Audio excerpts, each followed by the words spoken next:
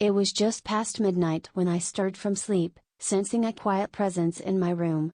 The air was still, the kind of stillness that makes every little noise feel louder. At first, I thought I was dreaming.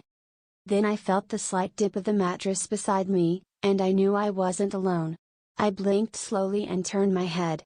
There, standing next to my bed, was my son, Noah. "Noah?"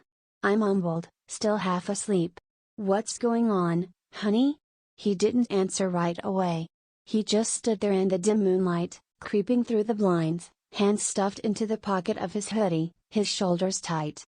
It was strange. Noah was 17 now, practically a grown man. It had been years since he'd come to my room in the middle of the night, not since he was little and afraid of thunderstorms or nightmares.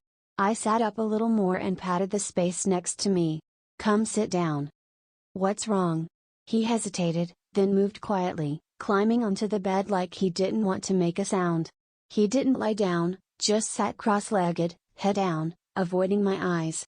The silence stretched long and uneasy, and I felt a weight growing in my chest. Something was wrong. "Noah, talk to me," I said softly. "Did something happen?" He nodded slowly, his eyes tired, his face pale and drawn. But there was more to it. Something deeper than just exhaustion. Something he didn't know how to say.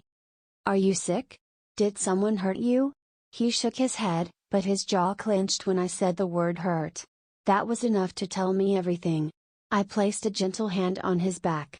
"Whatever it is, I'm here. Just tell me." He took a shaky breath. When he finally spoke, his voice was quiet, almost a whisper. "I messed up, Mom." My heart skipped. "What do you mean?" He reached into the front pocket of his hoodie and pulled out a slightly bent envelope. His hands were trembling as he passed it to me. I opened it carefully. Inside were a few photographs and a folded piece of paper. My breath caught in my throat when I saw the first image. Noah was in it, along with two boys I didn't recognize. They were in what looked like a garage, surrounded by empty soda cans and general chaos. But this wasn't just a photo of a teenage hangout. It was a fight. In one image, Noah was standing between the two boys, clearly trying to stop them. In another, he was on the ground, his nose bleeding. "Noah. What is this?"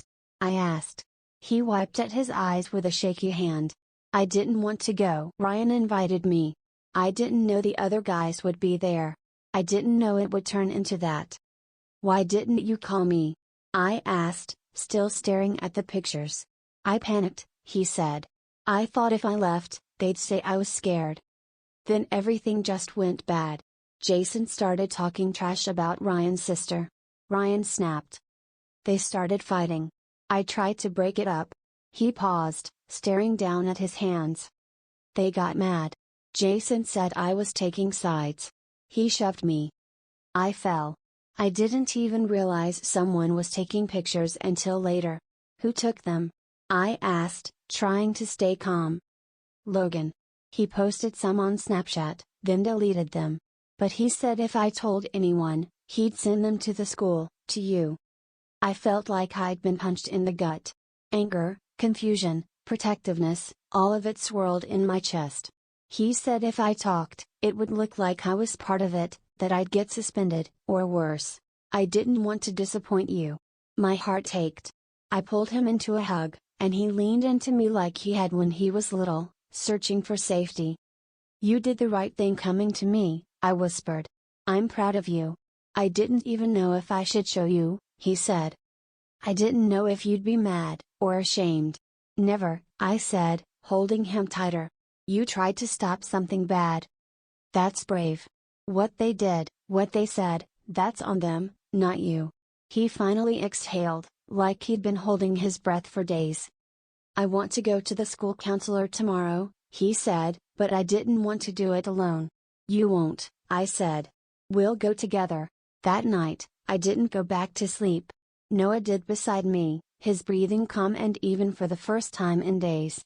I lay there quietly, watching him, my mind already racing.